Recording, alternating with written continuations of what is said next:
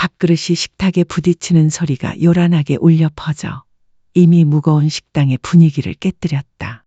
그 소리는 온 집안에 울려 퍼지며 식탁 위에 젓가락과 숟가락이 서로 부딪히며 진동했다. 마치 피로와 분노에 찢긴 사람들의 심장 박동 소리 같았다. 미경은 헝클어진 머리, 가게에서 보낸 긴 하루로 지쳐 창백해진 얼굴, 억눌린 분노로 붉어진 눈가를 하고 있었다. 미경은 방 한가운데 얼어붙은 듯 서 있었다. 손은 떨리고 숨은 가빠졌다. 그때 더 이상 참을 수 없다는 듯 칼날처럼 날카로운 목소리가 터져나왔다. 동우가 그만둬. 이제 그만둬. 엄마는 하루 종일 너무 피곤해. 집에 가면 편히 밥 먹고 싶은데 그것도 못하잖아. 미경의 외침이 차가운 벽에 울려 퍼져 이미 좁은 집을 더욱 답답하게 만들었다. 온 집안이 숨을 멈춘 듯 잠시 무거운 침묵이 흘렀다. 그때 아이의 흐느낌이 그 공간을 깨뜨렸다. 동욱은 테이블 구석에 웅크리고 앉아 있었다. 아이의 눈은 붉게 충혈되어 있었고 통통한 뺨에는 눈물이 흘러내렸다. 작은 손은 마치 깨지기 쉬운 무언가를 붙잡으려는 듯 테이블 모서리를 움켜쥐고 떨리고 있었다. 가냘픈 어깨가 떨렸고 흐느낌 하나하나가 듣는 이의 가슴을 꿰뚫는 듯했다. 할머니, 솥뼈국 주세요. 안 먹을 거예요. 솥뼈국 주세요. 소년의 목소리가 갈라졌다. 그리움과 원망 그리고 방금 꺼져버린 희망이 가득했다. 그는 앞에 놓인 밥그릇을 밀어냈다. 밥그릇은 흔들려 거의 쏟아질 뻔했고 밥알은 차가운 테이블 위로 떨어졌다. 소년의 눈은 눈물로 번들거렸다. 마치 위로해줄 손을 찾아 헤매지만 찾을 수 없는 듯 공황에 빠져 길을 잃은 듯했다. 맞은편에 아빠 태수가 앉아 있었다. 머리는 땀으로 엉겨붙었고 눈은 밤새도록 일하느라 까맣게 질려 있었다. 얼굴은 걱정으로 어두컴컴했다. 잠시 눈을 감았다가 떴는데 지쳐 터져 나올 듯한 목소리가 들려왔다. 동우가 그만해. 소고기국 없는 밥이 어디 있어? 얼른 먹어. 할 일이 너무 많아. 하지만 그 외침은 아이의 울음을 멈추게 하지 못했다. 오히려 아이의 공황을 더욱 심화시켰다. 동욱은 더 크게 울부짖었다. 흐느낌에 숨이 막혀 어린 얼굴에 뜨거운 눈물이 흘러내렸다. 약속했어, 약속했어. 복도 끝 작은 방에 조용히 앉아있는 아이의 가슴을 꿰뚫는 칼날 같았다. 복도 등불의 희미한 불빛 아래 옥난 부인은 침대 가장자리에 조용히 앉아 있었다. 작은 방은 좁았지만 낡은 싱글 침대와 낮은 나무 캐비닛 그리고 세월의 흔적이 바랜 작은 탁자 하나가 겨우 들어갈 만큼 좁았다. 그녀는 웅크리고 앉아 낡은 손으로 빛바랜 셔츠 자락을 꽉 쥐고 치밀어 오르는 고통을 억누르려 애썼다. 밖에서는 미경의 목소리가 여전히 메아리쳤다. 칼날처럼 날카로웠고 한마디 한마디가 그녀의 심장을 강타하는 망치 같았다. 참을 수가 없어. 하루 종일 열심히 일했는데 집에 와서 아이가 국 한 그릇을 먹으며 우는 소리를 들어야 해.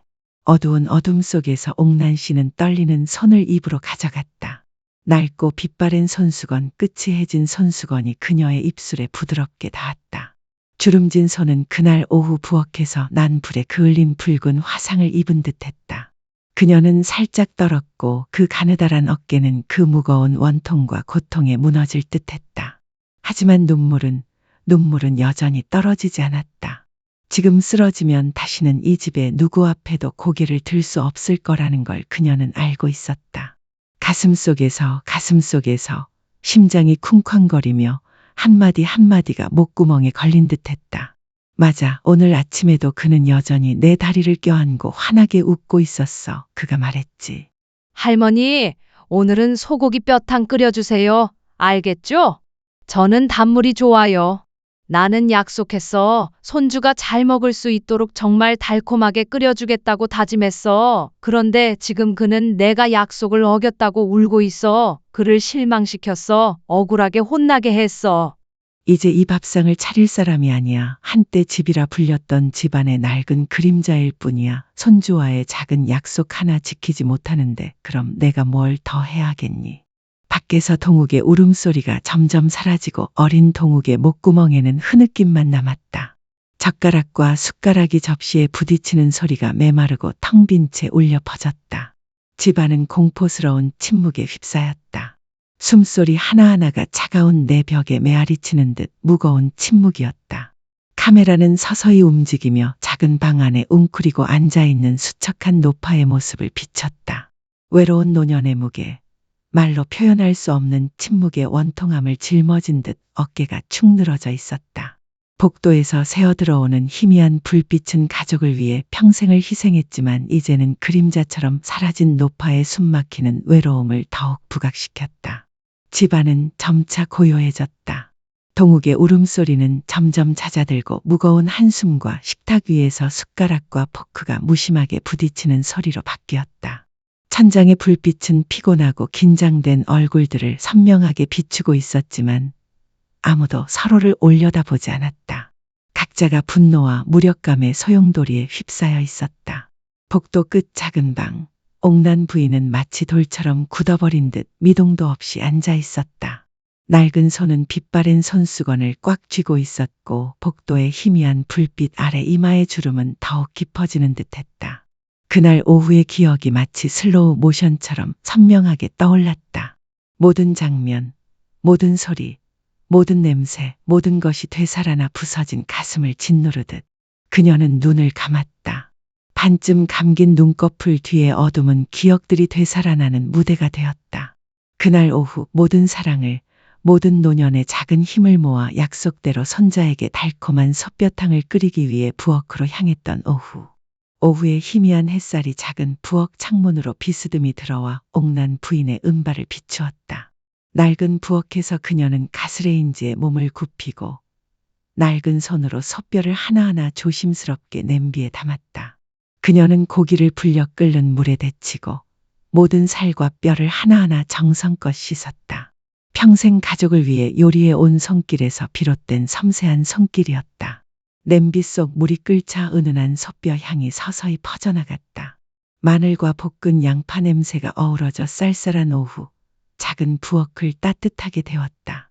국자로 국물 한 숟가락을 떠서 살살 불어 부은 후 한 모금 마셨다. 잘 삶은 솥뼈의 달콤한 맛이 혀끝에 녹았다. 눈시울이 붉어지고 갈라진 입술이 부드러운 미소로 일그러졌다. 그녀의 머릿속에는 오늘 아침 동욱의 환했던 얼굴이 다시 떠올랐다. 아이는 그녀의 다리를 꼭 껴안았다. 눈은 맑았고 목소리는 쾌활했다. 할머니, 오늘 솥뼈탕 끓여주시겠어요? 저는 단 국물이 좋아요. 그녀는 고개를 살짝 끄덕였다. 네, 약속했어요. 맛있고 달콤한 국 한 그릇 끓여드릴게요. 그 사람을 행복하게 해드릴게요. 그녀는 불을 약하게 하고 참기름 병에 손을 뻗어 양념을 준비했다. 그때 거실에서 갑자기 전화가 울렸다. 마치 중요한 일을 요청하는 듯 아주 다급하고 긴급한 전화였다. 그녀는 잠시 망설이다가 국그릇을 바라보다가 밖을 바라보았다. 급한 전화일지도 몰라요. 불을 끄고 나가서 받을 수 있어요. 그녀는 뒤돌아보며 황급히 가스 손잡이를 돌렸다. 하지만 너무 서두르다 보니 불은 약하게만 돌렸을 뿐 완전히 끄지는 않았다. 거실로 재빨리 걸어갔다. 차가운 타일 바닥을 슬리퍼가 끌리는 소리가 들렸다. 전화는 여전히 다급한 목소리로 울려 퍼졌다. 그녀는 쉰 목소리로 수화기를 들었다. 여보세요, 듣고 있어요. 하지만 수화기 너머에서는 낯선 사람의 당황한 듯한 목소리가 들려왔다. 아, 죄송해요. 잘못 걸었어요. 끊어. 그녀는 숨을 내쉬며 고개를 살짝 저었다. 잠시라도 국그릇을 내버려 둘까봐 걱정하며 부엌으로 돌아갔다. 그런데 부엌 문을 여는 순간 짙은 검은 연기가 얼굴을 찌릿하게 스며들었다. 냄비 바닥에 깔린 뼈 타는 냄새와 참기름 타는 냄새가 뒤섞여 불처럼 매캐하게 코를 찔렀다. 기침을 하고 숨이 막혔고 따끔거림에 눈물이 왈칵 쏟아졌다. 그녀는 공황 상태에 빠져 가스레인지 손잡이를 돌리려 애썼다. 손은 떨리고 주름진 피부는 뜨거운 열기에 붉게 달아올랐다. 끓는 국이 쏟아지는 타일 바닥에 발이 미끄러져 넘어질 뻔했다. 그녀는 손바닥이 뜨거워지는 가운데 난로 끝을 간신히 잡았다. 아니, 이럴 리가. 잠깐 산책했을 뿐인데 어쩌다 이렇게 된 거지. 그녀는 바랜 손수건으로 부채질을 하며 연기가 거치기를 간절히 바랐다. 하지만 연기는 그녀를 둘러싼 굴욕처럼 자욱하게 피어올라 공간에 달라붙었다. 그녀는 창문을 활짝 열고 환풍기를 켰다. 마치 기적이 일어나 이 의도치 않은 죄를 씻어주기를 조용히 바랐다. 그 순간 계단에서 하이힐 소리가 울려 퍼졌다. 부엌 문이 경첩에서 떨어질 듯 크게 열리는 소리였다. 미경이 나타났다. 얼굴은 분노로 상기되었고 눈은 분노로 가득 차 있었다. 짙은 검은 연기를 보자 미경은 당황한 기색을 띠었다. 뭐 하는 거야? 그녀의 목소리는 날카로운 칼날처럼 허공을 가르며 서 있는 사람의 심장을 꿰뚫었다. 옥난 부인은 마치 돌처럼 굳어 있었다. 늙은 손으로는 흐느낌을 감추려는 듯 입을 느슨하게 막고 있었다. 엄마, 참기름 좀 뿌리려고 했는데 오늘이 그의 생일이거든. 직접 요리해주고 싶었는데. 그녀의 목소리는 떨리고 있었다. 연기와 온몸을 가득 채운 굴욕감의 쉰 목소리였다. 하지만 미경은 그녀의 말을 끝내지 못했다. 그녀의 목소리는 차갑게 울려 퍼졌고 한마디 한마디가 듣는 이의 가슴을 꿰뚫는 모처럼 박혔다. 요리라고. 이걸 요리라고. 온 집안이 쓰레기 타는 냄새에 부엌은 연기로 가득 차 있고 하루 종일 일해서 기진맥진해. 이제 이 어지러운 곳을 치워야 해. 부엌에 가지 마. 몇 번이나 말했어? 부엌에서 널 다시 보게 된다면 직접 시장에 가서 직접 요리해. 더는 못 참겠어. 문이 쾅 닫혔다. 마치 그녀의 마음속 마지막 희망을 끄려는 듯 집안은 다시 고요해졌다. 하지만 그것은 평화가 아니었다. 그것은 여전히 맴도는 검은 연기처럼 무섭고 숨막히는 무거운 침묵이었다. 옥난 부인은 부엌 바닥에 주저앉았다. 가냘픈 어깨가 떨렸다. 한쪽이 그을린 나무 주걱을 집어들었지만 손이 너무 떨려 제대로 잡을 수 없었다. 주걱을 선반 위에 올려놓고는 조용히 수건으로 부엌 벽과 가스레인지에 묻은 연기를 닦아냈다. 방금 밀려온 굴욕과 슬픔, 아픔을 씻어내려는 듯 조금씩 닦아냈다. 눈가에 눈물이 고였지만 입술을 깨물고 삼켰다. 눈물을 흘리면 이 집에서 다시는 고개를 들 수 없을 거라는 걸 알고 있었다. 국 한 그릇 약속 지키지도 못할 거야. 난 정말 쓸모없어. 귀찮을 뿐이야. 옥난 부인은 부엌 바닥에 말없이 앉아 있었다. 숨이 가빠지고 가슴이 조여오는 듯 답답했다. 짙은 연기는 서서히 거쳤지만 그녀의 마음속에는 아직 사라지지 않은 또 다른 연기가 있었다. 굴욕의 연기, 목구멍에 걸린 쓰라린 연기였다. 타버린 국이 완전히 사라질 때까지 부엌을 청소했다. 하지만 그 순간 그녀는 깨달았다. 닦아낼 수 없는 것들이 있었다. 연기 냄새가 가슴 속에 맴돌았다. 상처는 가슴 속 깊이 박혀 있었다. 그리고 미경의 눈빛, 그 꾸중하는 목소리. 어떻게 씻어낼 수 있을까? 그날 밤, 집은 금세 정적에 휩싸였다. 불빛이 점점 어두워지고 복도의 야간등 불빛만이 침실 문틈으로 희미하게 비쳤다. 그녀는 작은 침대의 옆으로 누워 눈을 크게 뜨고 천장을 바라보았다. 하지만 눈을 감으려 할수록 불타는 국그릇, 며느리의 환한 눈빛 그리고 동욱의 흐느낌이 더욱 선명하게 떠올랐다. 가슴이 돌멩이를 든 것처럼 무거워졌다. 그녀는 목이 말랐다. 아니, 그 작은 방을 뒤덮은 숨막히는 어둠에서 벗어날 핑계가 필요했다. 그녀는 살며시 문을 열고 조용한 복도로 나갔다. 발밑의 타일 바닥은 차가웠다. 깜빡이는 불빛이 그녀의 야윈 몸을 비추며 바닥에 긴 그림자를 드리웠다. 그녀는 발끝으로 부엌을 향해 조심조심 걸어갔다. 하지만 가까이 다가가자 거실에서 익숙한 목소리가 나지막이 들려왔다. 그녀는 멈칫했다. 손이 살짝 떨렸다. 미경의 목소리, 태수의 목소리. 그 속삭임은 마치 바늘이 그녀의 심장을 꿰뚫는 듯 반쯤 닫힌 문틈으로 스며들었다. 그리고 그때 그녀는 예상치 못한 소리를 들었다. 밤이 깊어지고 집은 고요해졌다. 복도에는 야간등에서 나온 옅은 노란 빛이 문틈으로 스며들어 차가운 타일 바닥에 가느다란 빗줄기를 만들어냈다. 낮 동안의 모든 소리, 접시 부딪히는 소리, 아이들의 울음소리, 야단치는 소리는 어둠 속으로 사라져버렸다. 벽에 걸린 낡은 시계의 똑딱거리는 소리만이 맴돌았다. 마치 긴 밤의 슬픈 박자를 하나하나 세는 듯했다. 옥난 부인은 좁은 싱글 침대의 옆으로 누워 눈을 크게 뜬 채 감을 수 없었다. 그녀의 머릿속에는 불타는 소고기 뼈탕 냄비, 피어오르는 검은 연기, 며느리의 고함, 손자의 흐느낌, 이 모든 것이 가슴에 보이지 않는 돌멩이처럼 끊임없이 반복되어 잊혀지지 않고 무겁게 짓눌렸다. 그녀는 목이 말랐다. 어쩌면 답답한 작은 방에서 오후의 기억에서 벗어날 핑계가 필요했을지도 모른다. 그녀는 조심스럽게 문을 열었다. 한 걸음 한 걸음 조심스럽게 발 뒤꿈치가 차가운 타일 바닥에 닿았다. 낡은 슬리퍼가 바스락거리는 소리가 밤하늘에 부드럽게 울려 퍼졌다. 부엌에 다다르자 그녀는 걸음을 멈췄다. 거실에서 반쯤 닫힌 방문 너머로 미경 씨의 목소리가 울려 퍼졌다. 작지만 또렷한 목소리였다. 한마디 한마디가 마치 칼날처럼 그녀의 가슴을 찔렀다. 오랜만이야. 그런데 어머님은 아직 아무 서명도 안 하셨어. 서명 안 하시면 토지 분할 서류는 어디서 구하실 거야? 중개인한테 약속했는데. 잠시 침묵. 그러자 태수가 피곤하고 낮은 목소리로 대답했다. 알아요. 하지만 엄마는 고집이 세세요. 내 이름 남겨도 돼. 내가 하고 싶은 대로 해라고 할 때마다 의심하실까 봐. 미경의 목소리가 차갑고 경멸스럽게 높아졌다. 엄마가 의심할 게 뭐가 있어요? 연세 드신데 뭘 더 알겠어요? 나중에 처리하기 편하도록 엄마한테 서명하라고만 해주시면 돼요. 엄마 말 잘 들어주실 거예요. 서명만 하면 제가 다 해드릴게요.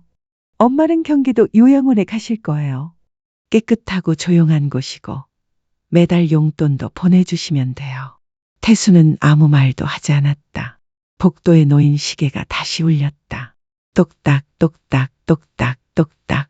마치 시계의 똑딱거림 하나하나가 엄마의 마음속 믿음을 망치로 두드리는 것 같았다. 마침내 태수의 작고 숨막히는 목소리가 울려 퍼졌다. 하지만 너무 잔인한 거 아니야? 미경은 생각할 필요도 없었다.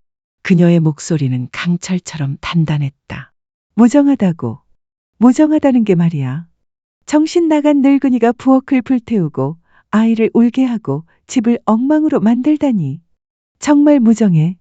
안 그러면 내일 엄마한테 직접 말할 거야. 그 순간 옥난 부인은 멈춰섰다. 다리가 후들거리며 부엌 찬장 모서리를 붙잡고 무너지지 않으려 했었다. 늙은 손이 하얗게 질릴 때까지 꽉 쥐었다. 옆에 있던 유리컵이 손에서 미끄러져 싱크대에 떨어졌다. 깨지지는 않았지만 차가운 캥 소리가 한밤중에 울려 퍼졌다. 마치 더 큰 무언가가 깨지는 소리 같았다. 그녀는 한 걸음 뒤로 물러섰다. 그리고 두 걸음. 한 걸음 내디딜 때마다 수십 년간 애써 지켜온 신뢰가 무너져 내리는 것 같았다. 심장이 아팠다. 심장이 쿵쾅거릴 때마다 아팠다. 병 때문이 아니었다. 벌거벗은 진실이 방금 드러났기 때문이었다. 알고 보니 난 더 이상 내 엄마가 아니야. 할머니도 아니야. 난 그저 짐일 뿐이야. 그저 서명일 뿐이야. 그리고 그들은 날 버릴 거야. 마치 낡은 가구처럼. 그녀는 방으로 돌아가 문을 살며시 닫았다. 침대 가장자리에 앉아 두 손을 모아 떨리는 무릎에 얹었다. 방 안은 짙었다. 마음속은 더욱 짙었다. 복도에서 들어오는 빛이 문틈으로 스며들어 여전히 떨리는 그녀의 가느다란 손을 비추었지만 그녀의 마음은 차가웠다. 그녀는 눈을 크게 뜨고 천장을 바라보았다. 더 이상 눈물이 흐르지 않았다. 오직 가슴에 묵직하고 숨막히는 고통만이 남았다. 시계는 차갑게 꾸준히 똑딱거렸다. 똑딱 똑딱 똑딱 똑딱.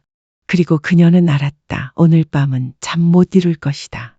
그리고 오늘 밤부터 이 세상에서 그녀는 더 이상 믿을 것이 없었다. 옥난 부인은 여전히 침대 가장자리에 미동도 없이 앉아 있었다. 늦은 밤이었다. 현관에서 불어오는 바람이 문틈으로 스며들어 초겨울의 차가운 냉기를 실어왔다. 하지만 추위는 느껴지지 않았다. 다만 마음속에 점점 공허함이 커져가는 것을 느낄 뿐이었다. 오랜 세월의 노고, 오랜 인내, 이제야 겨우 들은 씁쓸한 계산과 음모에 휩쓸려 버린 것이다. 옥난 부인은 방구석에 놓인 낡은 나무 캐비닛을 올려다보았다. 그 안에는 서류 뭉치, 토지 장부, 계약서, 그가 세상을 떠나기 전에 남긴 전부였다. 그날 이후로 옥난 부인은 그것들을 보물처럼 간직해왔다. 가치 때문이 아니라 평생의 노고를 증명하는 증거였기 때문이다. 이제 그녀는 스스로 결정을 내리지 않으면 언젠가 자신의 서명이 도용당하고 자신도 쓸모없는 물건처럼 밀려날 것이라는 것을 깨달았다. 단 하나의 서명만으로도 모든 것을 잃을 것이다. 그날 밤 그녀는 오랫동안 말없이 앉아 있었다. 더 이상 울지도 원망하지도 않았다. 오직 한 가지 생각만이 그녀의 마음속에서 점차 맑아졌다. 뭔가 해야겠어. 내 마지막 명예를 지켜야 해. 너무 늦기 전에. 운명의 밤 이후 옥나는 자신이 지은 집에서 길 잃은 그림자처럼 살았다. 저녁 식사 때 묻는 소리는 들리지 않았다. 아침에 아들을 위해 차를 끓여 조심스럽게 찻잔에 따르는 소리도 들리지 않았다. 아무도 눈치채지 못했다. 아무도 묻지 않았다. 미경은 여전히 장부와 가게 일 그리고 고된 삶에 대한 불평으로 바빴다. 태수는 여전히 컴퓨터와 서류, 계약서, 계산에 몰두해 있었다. 동욱 가끔씩 달려와 마당에서 꺾은 들국화를 손에 쥐어주거나 할머니 정말 사랑해요 라고 속삭이던 소년뿐이었다. 하지만 그때 어머니가 그를 끌어당기며 짜증 섞인 눈빛과 함께 할머니 좀 쉬게 해줘, 방해하지 마 라고 엄하게 일깨웠다. 그녀는 여전히 설거지, 빨래, 청소 등 일상적인 집안일을 했다. 주름진 손으로 먼지를 털고 커튼을 하나하나 고쳐매었다. 하지만 마음속은 모든 것이 달랐다. 더 이상 이곳이 집이라고 느껴지지 않았다. 모든 것이 이제 텅 빈 방을 둘러싼 벽처럼 느껴졌고 그녀는 그저 낯선 사람일 뿐이었다. 밤이 되자 그녀는 작은 방 창가에 앉았다. 밖은 온 동네가 어둠에 뒤덮여 있었다. 문틈으로 불어오는 바람은 살짝 서늘한 기운을 실어주었지만 그녀를 춥게 만들지는 않았다. 춥다 담은 마음속만 창백한 초승달이 하늘에 걸려 낡은 기와지붕을 비추고 눈물이 마르지 않은 그녀의 눈을 비추고 있었다. 그녀는 말없이 오랫동안 생각했다. 매일 밤 며느리와 아들의 계략에 대한 속삭임이 영원히 끝나지 않을 메아리처럼 그녀의 기억 속에 울려 퍼졌다. 서명 하나만 해도 그들은 날 그들의 삶에서 밀어낼 거야. 그녀는 깨달았다. 곧 떠나지 않으면 사람들은 속여 쓴 서류에 직접 서명하게 해서 그녀를 내쫓을 것이다. 어느 날 오후 온 가족이 나간 후 그녀는 조용히 남편의 옛방 문을 열었다. 먼지 쌓인 창틀을 통해 새어 들어오는 빛이 낡은 물건 하나하나를 선명하게 비추고 있었다. 참나무 캐비닛은 여전히 방 구석에 서 있었다. 마치 평생 그녀를 지탱해온 남편처럼 튼튼하고 조용했다. 그녀는 캐비닛을 열고 오랜 세월 보물처럼 간직해온 서류 뭉치를 하나하나 훑어보았다.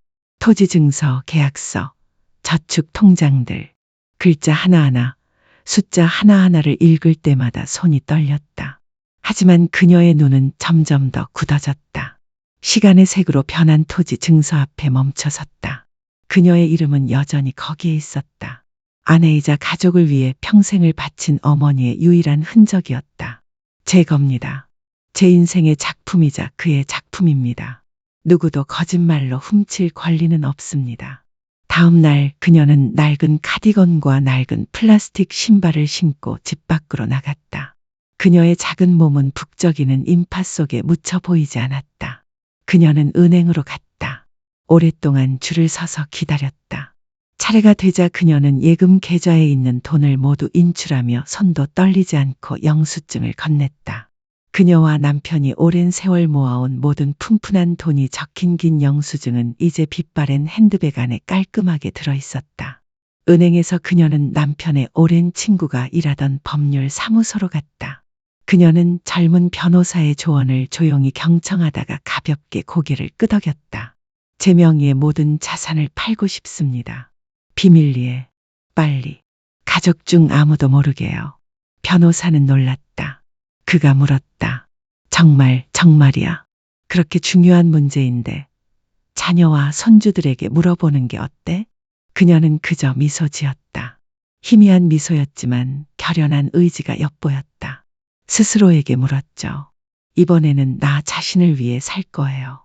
그녀는 기분이 조금 가벼워진 채 변호사 사무실을 나섰다. 늦가을 오후에 따스한 햇살이 바람에 실려 차갑지만 부드럽게 얼굴을 스쳤다. 그녀는 하늘을 올려다보았다. 떠다니는 구름과 멀리 지붕 위로 펼쳐지는 노을이 보였다. 숨을 제대로 쉴 수 있다고 느낀 건 정말 오랜만이었다. 거기서 멈추지 않고 그녀는 여행사에 들렀다. 짧은 여행을 예약하기 위해서가 아니라 긴 여행을 예약하기 위해서였다. 제주, 부산, 울릉도. 그녀와 남편이 어렸을 때 꿈꿨던 곳들이었다.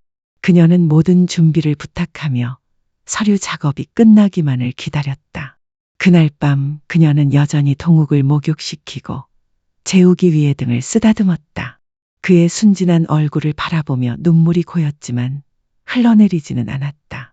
그녀는 나지막이 자신의 귀에 들릴 만큼만 큰 소리로 속삭였다. 널 버리지 않을 거야. 하지만 내 숨결 하나하나가 내 유산의 가치로 측정되는 집에서 살 수는 없어. 내가 그런 걸 보고 그런 걸 배우며 자라게 둘 순 없어. 그녀는 오랫동안 그의 침대 옆에 앉아 잠든 그의 얼굴을 바라보며 그 모습을 마음속에 새기고 싶었다. 그리고는 자리에서 일어나 문을 살며시 닫았다. 마음속으로 그녀는 선택을 했다. 널 버리지 않을 거야. 더 이상 나 자신을 버리지 않기로 선택할 뿐이야. 그 후의 날들은 숨막힐 듯한 침묵 속에 흘렀다.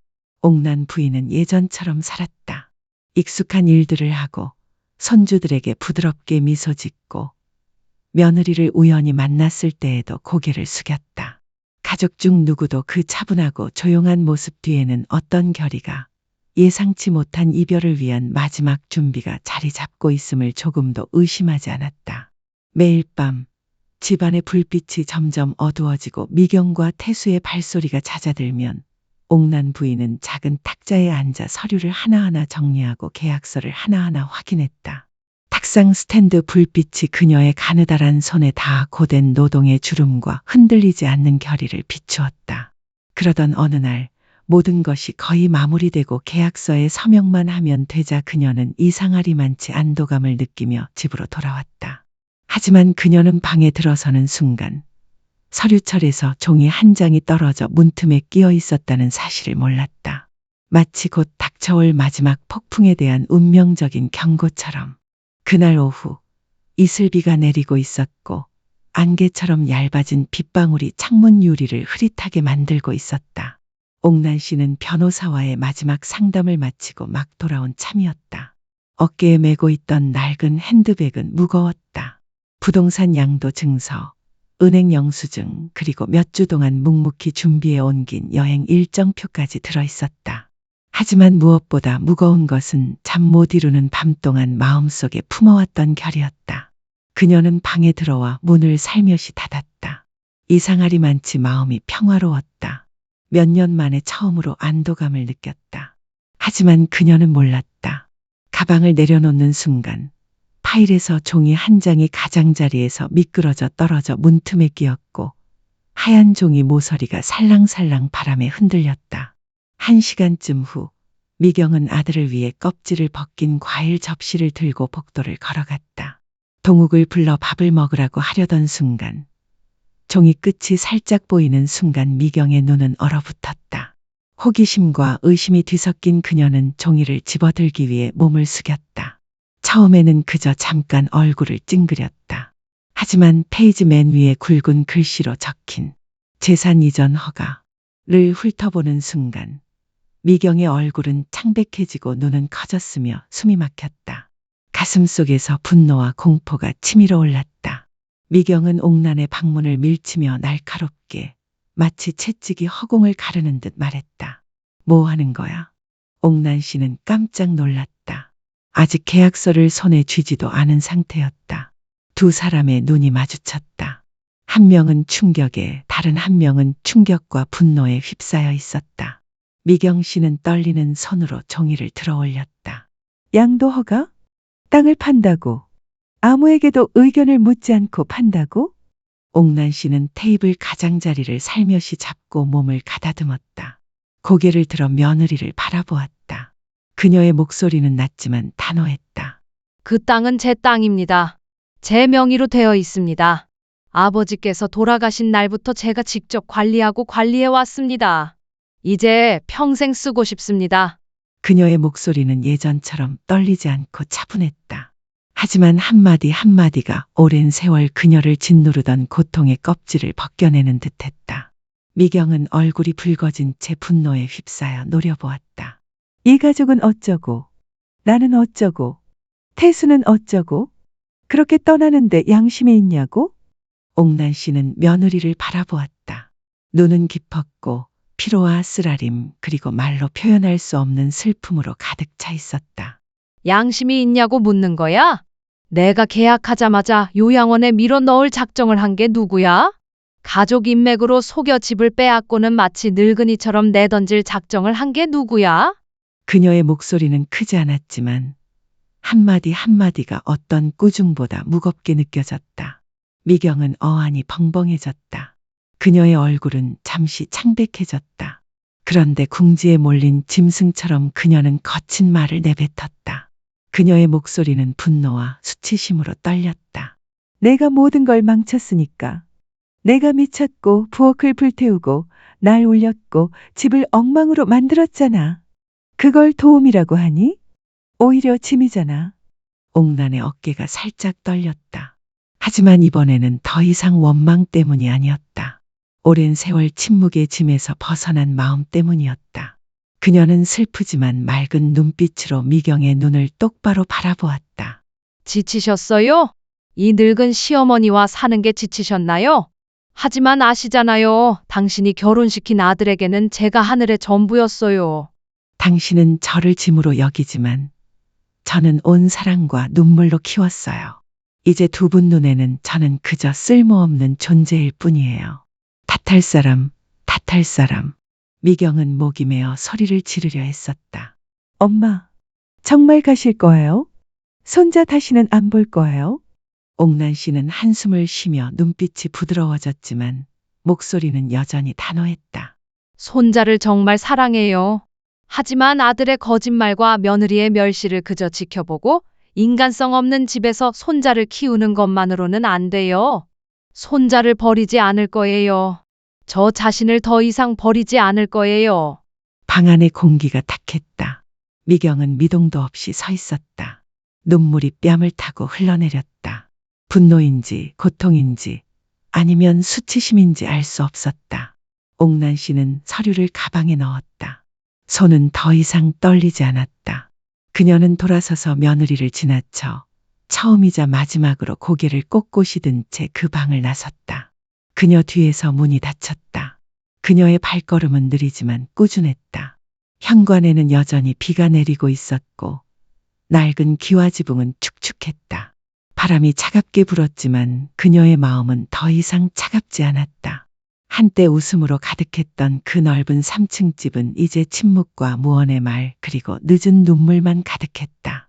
가족은 이용하거나 계산할 곳이 아니며 애정을 개인적인 야망의 도구로 삼을 곳은 더더욱 아니다. 애정이 음모로 바뀌면 가장 소중한 것을 잃었을 때 뒤늦은 후회만 남을 뿐이다. 부모와 조부모는 자녀와 손주를 키우며 젊음과 활력을 다해왔다. 나이가 들었을 때 그들에게 필요한 것은 부나 물질적인 것이 아니라 사랑하는 사람들의 존경과 사랑 그리고 감사이다. 옥란 여사는 조용히 원망 없이 복수심 없이 비통함 없이 세상을 떠났다. 삶의 마지막에 작은 자유와 평화만을 간직하며 그것이 바로 자존감과 고귀한 인격의 힘이다. 포옹, 감사 그리고 따뜻한 눈빛 때로는 부모가 평생 바라는 전부일지도 모릅니다. 다 지나가 버릴 때까지 후회하지 마세요. 사랑은 아직 가능할 때 주어야 하니까요. 이야기 소가이 동욱은 희망입니다. 그녀는 자신을 구하기 위해서뿐만 아니라 손주들이 어른들의 잔혹한 방식을 목격하고 배우지 않도록 막기 위해 떠났습니다. 아직 할 수 있을 때 사랑하는 사람들을 사랑하고 존중하고 소중히 여기세요. 집을 가두어 두고 계산하는 곳으로 만들지 마세요. 그리고 탐욕이 가장 신성한 것들을 파괴하지 않도록 하세요.